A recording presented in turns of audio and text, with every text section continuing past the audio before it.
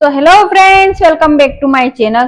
તો ફ્રેન્ડ્સ, મારો આજનો વિડીયો છે. જો તમને વારંવાર ગૂંઠણનો દુખાવો થતો હોય છે, અથવા તો તમે થોડું કામ કરો અને તમારા ગૂંઠણમાં અવાજ આવતો હોય, અથવા તો એક બાજુનો પગનો દુખાવો વધી જતો હોય, અથવા તો ગૂંઠણમાં તમને એવું લાગતું હોય કે કંઈ ગોટલા જેવું ચડી ગયું છે, કાં તો કોઈ હવા જેવું થઈ ગયું છે એવું લાગતું હોય, અથવા તો તમારા એવું લાગતું હોય કે ગૂંઠણની જગ્યાએ છે ને થોડું ખસી ગયું હોય એવું લાગતું હોય.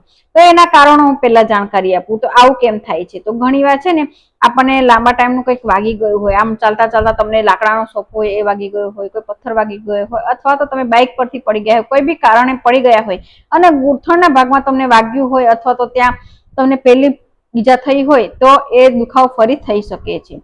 ઘણા લોકો જો રનિંગ કરતા હોય છે, ઘણી એક્સરસાઇઝો કરતા હોય છે, અથવા તો ખૂબ જ દાદર ઉપર નીચે ચડતા હોય, એના કારણે પણ થઈ શકે છે.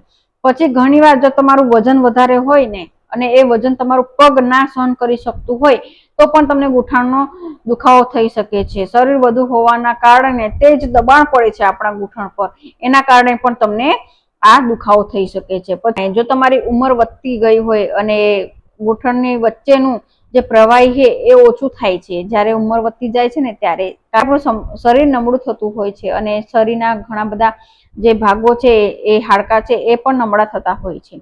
તો એના કારણે પણ તમારા શરીરમાં જે ઉંમર વધવાના કારણે ગૂંઠણની વચ્ચેનું પ્રવાહી ઓછું થવાના કારણે પણ તમને ગૂંઠણનો દુખાવો થઈ શકે છે, અથવા તો હાડકા ઘસાવાના કારણે પણ દુખાવો થઈ શકે છે. વધારે પડતું તમે 24 કલાક ચાલ્યા હોય, કાં તો 12 કલાક ચાલ જ કર્યું હોય ને, એના કારણે પણ તમને ગૂંઠણનો દુખાવો થઈ શકે છે.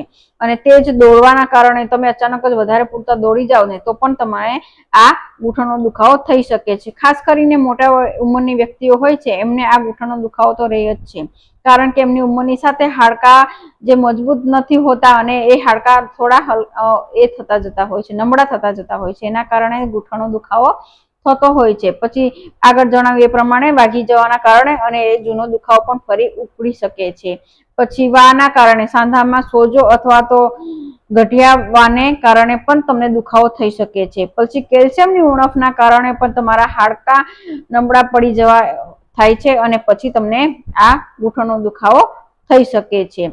તો આજે બધા માટે ઉપયોગમાં લઈ શકાય એવા ઘરડા વ્યક્તિઓ હોય, ભાઈઓ હોય, બહેનો હોય, કોઈ પણ એજની વ્યક્તિ હોય, એમને આ ગૂંઠણનો દુખાવો થતો હોય, તો તમે આ મારા કેટલાક આજે હું તમને મિનિમમ 20 જેટલા ઘરેલું ઉપાય આપીશ. એનો ઉપયોગ કરીને તમે તમારા ગૂંઠણનો દુખાવો દૂર કરી શકો છો. અને લાંબા સમય સુધી ગૂંઠણનો પ્રોબ્લેમ થતો હોય, એટલે કે દુખાવાનો પ્રોબ્લેમ થતો હોય, એને તમે દૂર કરી શકો છો. ખૂબ જ સારા અને ઈઝી ઘરેલું ઉપાય આપીશ, અને આપણે કિચનના રસોડામાંથી મળી રહે અને ઈઝીલી તમારી આસપાસ મળી રહે એવા જ ઘરેલું ઉપાય આપીશ, જેના કારણે તમારા આ ગૂંઠણનો દુખાવો છે એ દૂર કરી શકાય છે. તો 20 જેટલા ઘરેલું ઉપાયો આજે આપીશ. એમાંથી તમને જે પણ અનુકૂળ લાગે અને જે પણ તમે ઉપાય અજમાવી શકો, એ ઉપાય તમે અજમાવી શકો છો, એટલે કે એનો ઉપાય રોજ કરી શકો છો, અને તમારા ગૂંઠણનો દુખાવો છે એની સમસ્યા પણ દૂર કરી શકો છો.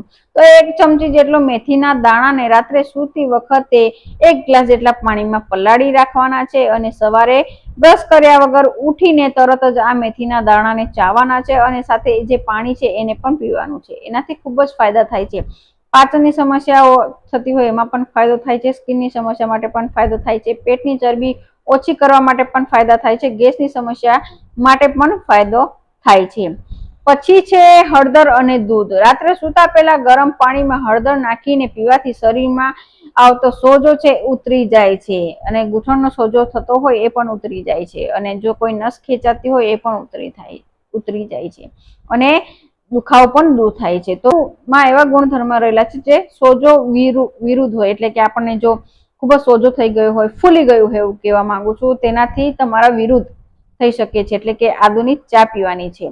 તો આદુ છે એ આ સોજાને ઓછું કરવા માટે ઉપયોગી છે. અથવા તો આદુના તેલની માલિશ પણ કરી શકાય છે. કોઈ પણ તેલ લઈ લો, કોપરેલ લઈ લો, એમાં 2 ઇંચ 3 ઇંચ જેટલું તેલ લો, એટલા થોડા એની ઓછી ક્વોન્ટિટીમાં તમારે આ આદુના ટુકડા કરી અને પછી ઉકાળીને પછી એનું તેલ બનાવી લેવાનું છે. ઈઝીલી જ છે, ઘરે જ બનાવી શકો, અને પછી ગાળીને પછી તમે તમારા શરીરમાં લગાવી શકો છો, ગૂંઠણમાં લગાવી શકો છો, એની માલિશ તમે કરી શકો છો, એવું કહેવા માંગુ છું. પછી હળદર, આદુ અને મેથીનો પાવડર. હળદર, આદુ પાવડર એ સૂંઠ આદુ એટલે કે સૂંઠ લેવાનો છે, સૂકો સૂંઠ, આદુ જે સુકાઈ ગયું હોય ને એને સૂંઠ કહેવામાં આવે.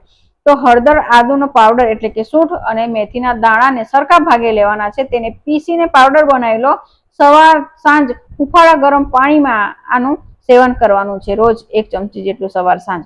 જેનાથી પણ દુખાવો દૂર થાય છે, પાચનની સમસ્યા દૂર થઈ જાય છે, સ્કિનની સમસ્યા દૂર થાય છે અને વાળની સમસ્યા પણ દૂર થઈ જાય છે. લસણનો ઉપાય, લસણની 2 થી 3 કળીઓને તલના તેલમાં ગરમ કરીને તેલની માલિશ કરવાથી ગૂંઠણનો દુખાવો દૂર થાય છે. સાથે જ નાના બાળકોને માલિશ કરવા માટે પણ ઉપયોગી છે. અખરોટ, રોજ સવારે ખાલી પેટ 2 અખરોટ ખાવાથી પણ ગૂંઠણની ગ્રીસ વધવામાં મદદરૂપ થાય છે. જો તમને એવું કહી દીધું હોય કે ગૂંઠણની ગ્રીસ ઘસાઈ ગઈ છે તો તમે આ ઉપાય કરી શકો છો. એમ પણ તમે અખરોટને ખાઈ શકો છો. અરસિયાનું તેલ અને કપૂર, અરસિયાના તેલમાં કપૂરની ગોળી ઓગાળીને તેને તેલની માલિશ કરવાની છે હળવા હાથે. જેનાથી તમારા જે જકડાઈ ગયેલા ગૂંઠણ છે એ ગૂંઠણ અને સાંધાનો દુખાવો તમે દૂર કરી શકો છો. શેક કરવો, જો સોજો હોય તો બરફનો શેક કરો અથવા તો સ્નાયુઓ જકડાઈ ગયા હોય તો ગરમ પાણીની થેલીનો શેક કરવાનો છે, જેનાથી પણ ઘણો ફાયદો થાય છે. જો તમે રનિંગ કરતા હોય તો ઠંડા જે બરફનો પેક આવે છે એનો તમે શેક કરી શકો છો. અને જો તમને ખૂબ જ દુખાવો થતો હોય અને સોજો હોય તો તમે આ ગરમ હોટ બેગ આવે છે એનો પણ તમે ઉપાય કરી શકો છો, એટલે કે શેક લઈ શકો છો. જીરા અને કુંવરપાઠું, એટલે કે એલોવેરાનું નામ જ કુંવરપાઠું છે, ગુજરાતીમાં બધા કુંવરપાઠું કહેતા હોય છે. એલોવેરા જેલને થોડી હળદર મિક્સ કરીને તેને ગરમ કરીને દુખાવાના ભાગ પર લગાવવામાં આવે તો સોજો દૂર થઈ જાય છે અને દુખાવો પણ દૂર થઈ જાય છે. Apple cider vinegar, Apple cider vinegar આપણા શરીર માટે ઉપયોગી છે, સાથે જ આપણી ચરબી ઓગાળવા માટે પણ ઉપયોગી છે. સાથે જ જો શરીરમાં દુખાવો રહેતો હોય તો પણ તમે એપલ સાઇડર વિનેગરને પી શકો છો. તો 1 ગ્લાસ જેટલા પાણીમાં 1 ચમચી જેટલું એપલ સાઇડર વિનેગર નાખીને પીવાથી સાંધાના જમા થયેલી ઝેરી તત્વોને દૂર કરવા માટે ઉપયોગી છે. એપલ સાઇડર વિનેગર શરીરને ઓછું કરવા, ચરબી ઓછી કરવા અને પાચન તંત્ર સુધારવા સાથે સ્કિનની સમસ્યા થતી હોય સ્કિનને ગ્લોઈંગ વધારવા માટે, ચમકદાર બનાવવા માટે પણ ઉપયોગી છે. તજ અને મધ, અડધી ચમચી તજના પાવડરમાં 1 ચમચી મધ મિક્સ કરીને સવારે ખાલી પેટે સાંધાનો દુખાવો થતો હોય તો સેવન કરવાનું છે, જેનાથી પણ તમને ફાયદો થાય છે. પછી છે ચૂનો, એટલે કે કેલ્શિયમ. ઘઉંના દાણા જેટલો ખાવાનો ચૂનો દહીં કે પાણીમાં મિક્સ કરીને લેવાથી પણ કેલ્શિયમની ઉણપ દૂર થાય છે અને પથરીની સમસ્યા હોય તેમાં પણ રાહત મળે છે. જે આપણે તમાક ખાતા હોય છે ને એ ચૂનાની વાત કરી રહી છું. તો એ ચૂનાનું સેવન પણ તમે કરી શકો છો. અને જો તમે ઓલરેડી કરતા હોય તો જરૂરથી આ ઉપાય કરી શકો છો. અથવા તો તમારા ઘરમાં કોઈ ખાતું હોય તો થોડું, એની આદત નથી પાડવાની, ખાલી તમે ઉપાય તરીકે અને તમારો દુખાવો દૂર કરવા માટે ઉપયોગમાં લઈ શકો છો. એરંડાનું તેલ, એટલે કે કેસ્ટર ઓઇલ, એરંડાના તેલને સહેજ ગરમ કરવાનું છે હુંફાળું, અને પછી ગૂંઠણ પર માલિશ કરવાની છે.